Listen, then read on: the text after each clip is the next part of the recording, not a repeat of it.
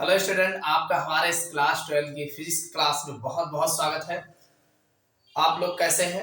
उम्मीद करते हैं आप लोग बहुत अच्छे होंगे, अच्छे होने चाहिए और आप लोग अपनी तैयारी में मनचित लगा के लगे होंगे। चलिए भाई, आज की क्लास स्टार्ट करते हैं। देखो बच्चों, ये हमारा जो आज नया लेसन स्टार्ट होने वाला है, आज के इस नए लेसन के टॉपिक में हम जो बात करने वाले हैं, हमारा जो नया लेसन है ये आपके फिजिक्स का जो है 12वां लेसन लगभग बनता है और इसमें जो है परमाणु कह लीजिए या परमाणु संरचना तथा नाभिक कह लीजिए।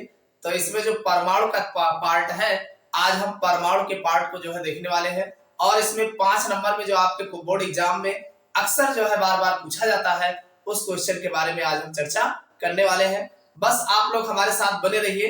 देखिए, आपका ये तैयार हो जाएगा, इसमें आपको अलग से कहीं जाने की आवश्यकता नहीं पड़ेगी। हाँ, अगर आप क्लास 11th में हैं और 11th में अपनी तैयारी कर रहे हैं तो ये टॉपिक जो क्लास 12 फिजिक्स का है, ये टॉपिक क्लास 11 के लिए भी मोस्ट इंपॉर्टेंट है। ये क्लास 11 में भी आपके सिलेबस में दिया गया है। तो आज का हमारा जो टॉपिक है, रुदरफोर्ड का परमाणु मॉडल क्या है। हम जानेंगे कि रुदरफोर्ड का परमाणु मॉडल क्या था और अल्फा कण प्रकीर्णन प्रयोग, रुदरफोर्ड ने जो अल्फा कण प्रकीर्णन प्रयोग किया है, ये प्रयोग इनका क्या था, एक्सपेरिमेंट को हम जानने वाले हैं और साथ में इनके मॉडल में कमियां कौन कौन सी रह गई थी, इनके कमियों को भी जानने वाले हैं। आप लोग वीडियो के अंत तक बने रहिएगा, देखना आपका तैयार हो जाएगा। हाँ, वीडियो अगर समझ में आ जाएगा तो वीडियो को लाइक कर दीजिएगा और अपने यार दोस्तों के साथ शेयर करिएगा और कमेंट बॉक्स में एक प्यारा सा कमेंट कर दीजिएगा। चलिए शुरुआत करते हैं आज की फिजिक्स की क्लास और इसमें देखते हैं कि रदरफोर्ड ने अपना सबसे पहले जो प्रयोग किया था अल्फा कण प्रकीर्णन प्रयोग, इनके प्रयोग को हम जान लेते हैं। देखो बच्चों, अगर हम बात करें रदरफोर्ड का अल्फा कण का प्रकीर्णन प्रयोग, यानी रदरफोर्ड ने अल्फा कण प्रकीर्णन का क्या प्रयोग किया था, तो इसके लिए जो है रदरफोर्ड ने परमाणु की सही संरचना को जानने के लिए, यानी जो रदरफोर्ड साइंटिस्ट थे, इन्होंने परमाणु की सही संरचना का ज्ञान, सही संरचना की जानकारी देने के लिए उन्होंने सन 1911 में एक प्रयोग किया। उन्होंने सन 1911 में एक प्रयोग किया और उस प्रयोग में उन्होंने क्या किया, यानी एक प्रयोग किया जिसमें उन्होंने धातु के पत्रों पर, यानी एक धातु की पतली पन्नी ले ली, यानी धातु के पत्रों, जैसे मान लीजिए सोना ले लिया, तो धातु के पत्रों पर लेड के बॉक्स में रखे। जैसे जो लेड का बॉक्स होता है, तो लेड के बॉक्स में यूरेनियम हो गया, थोरियम हो गया, जो भी रेडियो एक्टिव पदार्थ होते हैं, आपको पता है कि रेडियो एक्टिव पदार्थ जो होते हैं तो अपने में से हमेशा जो है रेडिएशन निकालते रहते हैं, यानी अल्फा किरणे, बीटा किरणे, गामा किरणे जो है उत्सर्जित करते रहते हैं। तो लेड के बॉक्स में रखे यूरेनियम, यूरेनियम से प्राप्त अल्फा कणों, यानी यूरेनियम में आपको पता है अल्फा, बीटा, गामा तीनों प्रकार की किरणें होती है, तो उनमें से जो अल्फा किरण होती है, यानी अल्फा किरणों की बौछार की, यानी धातु के पत्रों पर, जैसे कि मान लीजिए सोना था, सोने पर जो है उस पतली पन्नी पर जो है लेड के बॉक्स में रखे यूरेनियम से प्राप्त अल्फा कणों की बौछार की, यानी मान लीजिए पतली पन्नी है सोने की और इस पर इन्होंने अल्फा कणों की बौछार की। तो बौछार करने पर उन्होंने क्या देखा कि बहुत किरणें ऐसी होती है जो सीधे चली जाती है, कुछ किरणें ऐसी होती है जो अपने मार्ग से थोड़ा विचलित हो जाती है, कुछ किरणें ऐसे होती है कुछ ज्यादा विचलित होती है, कुछ किरणें ऐसी भी होती है जो जाती है और एकदम सीधे में जो है मुड़ जाती है, और कुछ किरणें जाती है, बहुत कम ऐसी होती है जो लौट के आती है। तो ये सारे एक्सपेरिमेंट उन्होंने देखा। अब इसके आधार पर उन्होंने अपना क्या निष्कर्ष निकाला, इसको भी जो है हम देख लेते हैं। तो इतनी बात समझ में आ गई होगी कि उन्होंने धातु के पत्रों पर, यानी धातु के पत्र यानी पन्नी पर जो है लेड के बॉक्स में रखे यूरेनियम से प्राप्त अल्फा कणों की बौछार की और निम्न निष्कर्ष निकाले। अब अगर हम बात करें कि रदरफोर्ड ने जो अपने प्रयोग किए उसके आधार क्या निष्कर्ष निकाला, तो देखिए उन्होंने, भाई हमने आपसे बताया कि उन्होंने सोने के पत्रों पर जो है जब अल्फा कणों की बौछार की, उन्होंने देखा कि बहुत किरणें हैं सीधे चली जाती है, कुछ किरणें जाती है अपने मार्ग से मुड़ जाती है, और बहुत कम किरणें ऐसी होती है जो जाती है पुनः वापस लौट आती है। इसके अगर एक स्ट्रक्चर के ठीक से डिटेल में देखा जाए तो इस प्रकार से इसका अल्फा कण का प्रकीर्णन का प्रयोग दिखाई देता है कि बीच में नाभिक होता है और ये जो है यहाँ से अल्फा किरणें जाती हैं। तो जो अल्फा किरणें जो है ये नाभिक से दूरी पर होती है, वो बिना विचलित हुए, सबसे पहला निष्कर्ष इन्होंने निकाला है कि अधिकांश अल्फा कण बिना विचलित हुए सीधे निकल जाते हैं, यानी बहुत सारे अल्फा कण ऐसे होते हैं जो बिना विचलित हुए जो है अपने मार्ग से जो है सीधे निकल जाते हैं। तो इससे ये पता चलता है कि बाहर का भाग जो होता है नाभिक के यानी बीच के बाहर का भाग जो होता है अधिकांश रिक्त है यानी खाली होता है, तथा उसी भाग में इलेक्ट्रॉन पाए जाते हैं। यानी बाहर का जितना भी परमाणु बाहर का भाग होता है वो सब के सब रिक्त होते हैं, खाली होता है, और इसी में इलेक्ट्रॉन पाए जाने की संभावना होती है। पहली बात तो ये हुई। दूसरी बात उन्होंने ये बताया कुछ अल्फा कण जाते हैं और अपने मार्ग से जो है विचलित हो जाते हैं। यानी कुछ अल्फा कण ऐसे होते हैं जो जाते हैं और अपने मार्ग से इस तरीके से विक्षेपित हो जाते हैं, यानी मुड़ जाते हैं, विचलित हो जाते हैं। इससे निष्कर्ष निकाला कि अति सूक्ष्म भाग में धनावेशित कण उपस्थित होता है। यानी अब जहां से मुड़ जा रहा है, रिपल्सन कर रहा है, तो इसका मतलब बीच में कुछ ऐसा भाग है धनावेशित कण उपस्थित होता है जो अल्फा कणों को उसके मार्ग से जो है विचलित कर देता है। दूसरी बात इन्होंने बताई और दूसरा निष्कर्ष निकाला।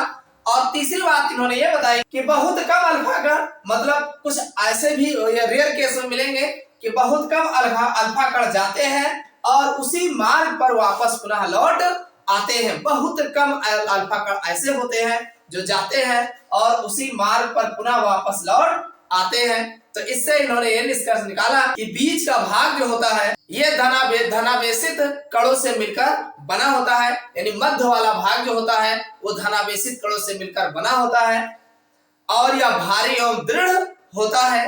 ये भारी भी होता है और दृढ़ होता है। तो इस तरीके से रुदरफोर्ड ने अपना अल्फा कण प्रकीर्णन प्रयोग किया और इस प्रकार के निष्कर्ष निकाले।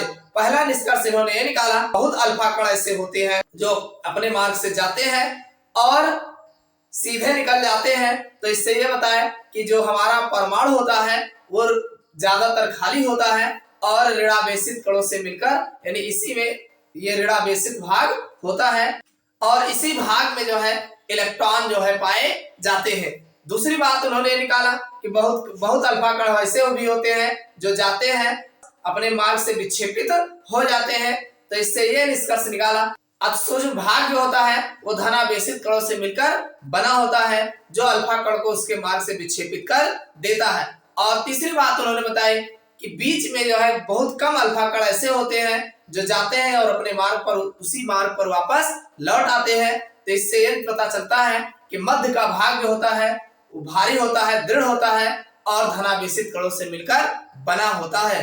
तो ये इन्होंने तीन बातें अपने जो है इस अल्फा कण प्रकीर्णन के प्रयोग में बताए और इसके बारे में निष्कर्ष निकाला। अब हम बात करेंगे कि अल्फा कण प्रकीर्णन के प्रयोग के आधार पर रुदरफोर्ड ने अपना परमाणु मॉडल क्या दिया। अब अगर हम बात करें कि रुदरफोर्ड का परमाणु मॉडल क्या था, तो देखिए रुदरफोर्ड ने सन 1911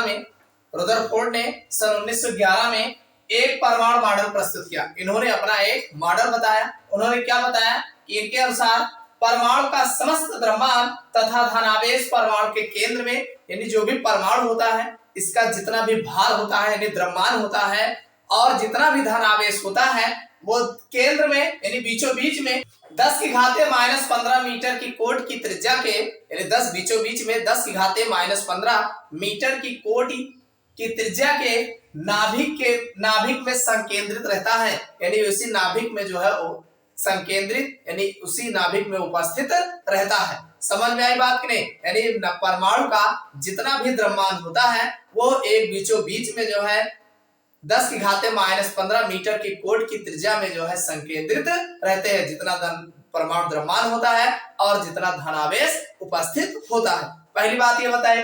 और दूसरी बात तथा नाभिक के चारों ओर, अब ये जो नाभिक होता है इसके आरी बगल का जो चारों ओर का 10⁻10 मीटर की कोट के खोखले गोले में इलेक्ट्रॉन वितरित रहता है। और अब भाई 10⁻⁻15 मीटर की कोट के में समस्त द्रव्यमान और धनावेश रहता है, तो इसके बाहर का 10⁻10 मीटर की कोट की त्रिज्या के चारों ओर जो है इलेक्ट्रॉन जो है वितरित रहते हैं यानी उपस्थित होते हैं। ये सभी इलेक्ट्रॉन नाभिक के चारों ओर घूमते रहते हैं और ये जो इलेक्ट्रॉन्स होते हैं ये नाभिक के चारों ओर हमेशा जो है घूमते हुए पाए जाते हैं, यानी हमेशा घूमते रहते हैं, जिसके लिए अभिकेंद्रीय बल, अब इनको घूमने के लिए जो अभिकेंद्रीय बल होता है, अभिकेंद्रीय बल इलेक्ट्रॉन तथा नाभिक के बीच स्थिर वैद्युत आकर्षण बल से प्राप्त होता है। भाई नाभिक पर धनावेश होता है और इनमें ऋणावेश होता है, तो ये नाभिक से आकर्षण और प्रतिकर्षण बल द्वारा जो है आपस में बंधे हुए होते हैं और इससे जो है घूमते हुए रहते हैं।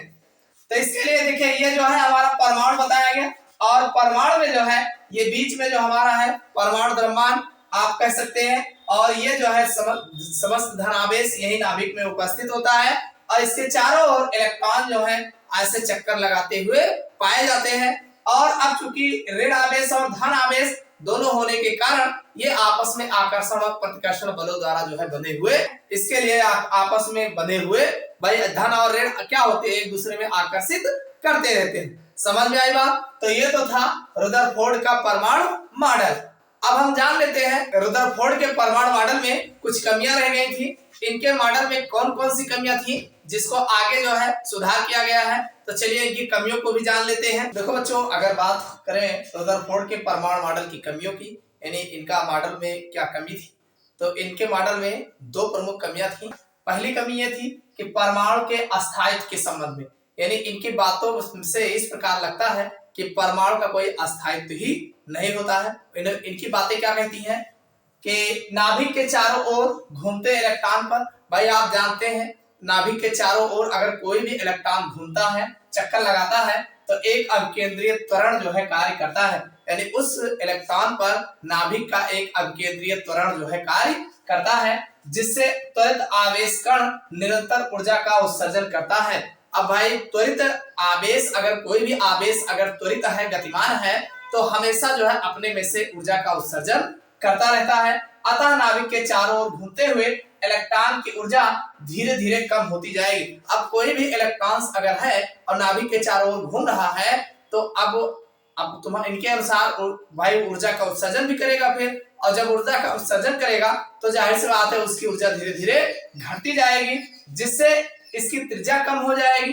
अब जाहिर सी बात है, जैसे मान लीजिए ये इलेक्ट्रॉन है यहाँ पर है, अब ये धीरे धीरे चक्कर लगाएगा, तो एक चक्कर लगाएगा तो कुछ न कुछ एनर्जी कम होगी, और जब एनर्जी कम होगी तो इसकी त्रिज्या ऑटोमेटिक कम हो जाएगी, और जब त्रिज्या इसकी कम हो जाएगी तो धीरे धीरे ऐसे जब ये चक्कर लगाता रहेगा तो इसकी त्रिज्या कम होते होते होते होते एक समय ऐसा आएगा कि एक परमाणु के नाभिक पर जाके टकराएगा और नाभिक को ही नष्ट कर देगा। तो वही कहा गया कि इसकी त्रिज्या कम हो जाएगी और अंत में इलेक्ट्रॉन नाभिक पर गिरकर परमाणु को नष्ट कर देगा, तो इससे परमाणु का कोई अस्थायित्व ही नहीं रहेगा। तो एक पहली कमी तो इनका ये था। और दूसरी कमी ये थी कि रेखीय स्पेक्ट्रम की व्याख्या के संबंध में, यानी एक भाई रेखीय स्पेक्ट्रम होना चाहिए, तो इसकी भी व्याख्या ये नहीं कर पाए।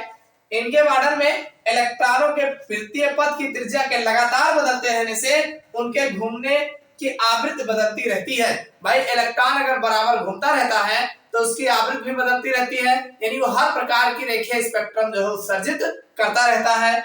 इसके फलस्वरूप इलेक्ट्रॉन सभी आवृत्तियों की विद्युत चुंबकीय तरंगे जो है उत्सर्जित करेगा। भाई इनके अनुसार अगर देखा जाए तो हमेशा जो है विद्युत चुंबकीय उत्सर्जित करता रहेगा, अर्थात इन स्पेक्ट्रम का सतत होना चाहिए। ऐसा नहीं कि जो सभी उत्सर्जित करे, इसमें कोई क्राइटेरिया होना चाहिए कि किस तरंगदैर्घ्य की प्रकाश को उत्सर्जित करेगा, किसको नहीं करेगा। तो स्पेक्ट्रम का सतत होना चाहिए और प्रत्येक संभव तरंग की हर संगत रेखाएं होनी चाहिए। तो ये चीजें इनके मॉडल में नहीं पाई गई। तो इसके लिए अर्थात उपर्युक्त आधार पर रुदरफोर्ड मॉडल रेखीय स्पेक्ट्रम की व्याख्या करने में असक्षम रहा, यानी रेखीय स्पेक्ट्रम की व्याख्या जो है इनका मॉडल नहीं कर पाता है।